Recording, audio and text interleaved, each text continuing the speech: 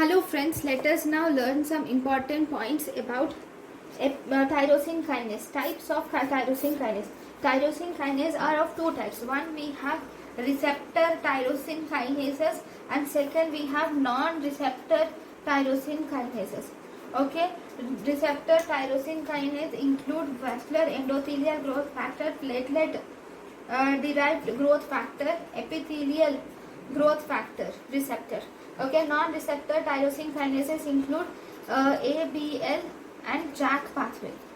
Okay, ABL is involved in chronic myelocytic leukemia and also acute lymphocytic leukemia, whereas JAK pathway is seen in polycythemia.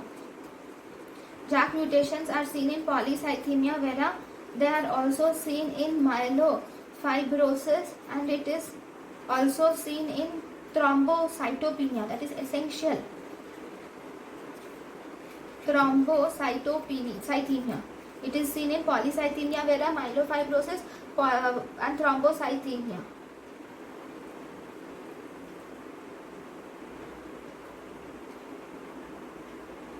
Then this is about tyrosine kinase. Now if you see, let us learn some important points about retinoblastoma. Retinoblastoma is actually a cell cycle regulator. Okay, this retinoblastoma will bind to and it will inactivate E2F. It will bind to and inactivate E2F, which is necessary. This is necessary for transcription of G2S. So this will, because of inhibition of E2F, G2S transition will not take place. So what happens is, whenever there is phosphorylation of retinoblastoma, results in release of E2F, and thus there will be gene activation occurs, leading to cell cycle progression. Okay, whereas if dephosphorylation of, whenever there occurs dephosphorylation of retinoblastoma, this will bind to epidermal growth, E2F, elongation factor 2 factor, and this will cause gene inactivation and stops cell cycle.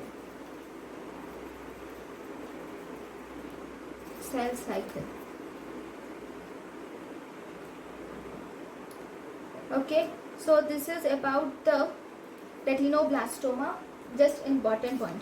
Now let us learn some important points about the anti-tumor activity. Anti-tumor activity is actually mediated by cell-mediated immunity. Anti-tumor activity is mediated by cell-mediated immunity, and these are by tumor antigens. It is done by tumor antigens. Tumor antigens are produced on the surface by MHC class 1 molecules. These MHC class 1 molecules are recognized by CD8 plus cytotoxic T cells. Okay, so we will see the tumor antigen class and the examples of the tumor antigen. So if you see, first we have products of mutated gene. Tumor antigens can be the products of mutated gene. These include, first we have oncogenic products. Oncogenic products include, we have mutated RAS. It will be mutated RAS pathway, BCR-ABL pathway, and we have BCR-ABL fusion protein. Okay, oncogenic products like mutated RAS, BCR, ABL fusion, and also if you see tumor suppressor gene like mutated P53 protein also will serve as tumor antigen. Then the next tumor antigen is, sometimes there can be over or aberrantly expressed cellular proteins. Oral or aberrantly expressed cellular proteins will also serve as the tumor antigen. For example, overexpressed. These include tyrosinase, overexpressed tyrosinase GP100 or MART in melanoma. Then we have, this is overexpressed, or we have aberrantly expressed. Aberrantly expressed include, first we have cancer testis, aberrantly expressed like cancer testis antigens, which include MAG or BAG. Okay, then we have fourth one, which is tumor antigens produced by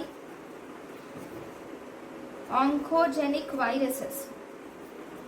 Okay, these include human papilloma virus E6 and E7, and then in cervical carcinoma, and we have EBNA proteins which are involved in Epstein-Barr virus induced lymphoma.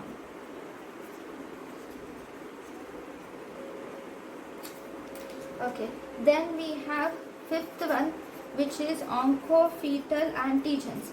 Oncofetal antigens include carcinoembryonic antigen or alpha fetoprotein, AFP. Okay, then those which are sixth one, which include altered cell surface glycoproteins. The tumor antigens which are produced by altered cell surface glycoproteins and glycolipids. These include CA125, CA199. These are expressed on ovarian carcinoma, and we also have MUC1 in ovarian or breast carcinoma. So these are the different anti-tumor activity. Thank you for watching.